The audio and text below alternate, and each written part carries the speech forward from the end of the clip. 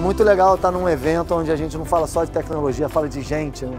Porque afinal de contas, se faz tecnologia para auxiliar e melhorar a nossa vida, a vida das pessoas. Então, é muito bom ter um evento que você consegue misturar os dois lados, né? Eu sou apaixonado por tecnologia, então eu adoro tecnologia, mas é muito bom estar misturando tecnologia com a vivência dos profissionais e podendo estar trocando num ambiente muito mais descontraído do que aquele modelo tradicional mais chato, né? De você estar só falando tecnologia, tecnologia, tecnologia. Então, estou gostando muito, acho que vai ser uma manhã bem proveitosa para todo mundo.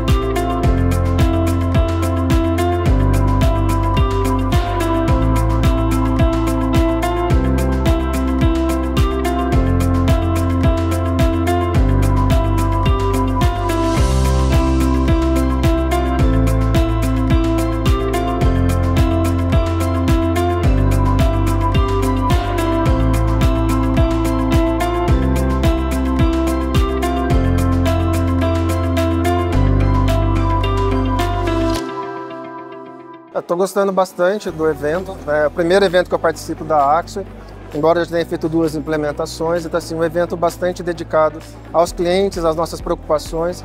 Gostei bastante dos expositores, né, das palestras ali que a gente teve, bastante agregadora também. Então assim, gostando e novamente dando os parabéns aqui para toda a equipe da Axor, todo o time, que sempre teve os clientes muito próximos. Eu acho que essa é a grande marca da Axor, é o grande legado que ela está deixando aqui no mercado.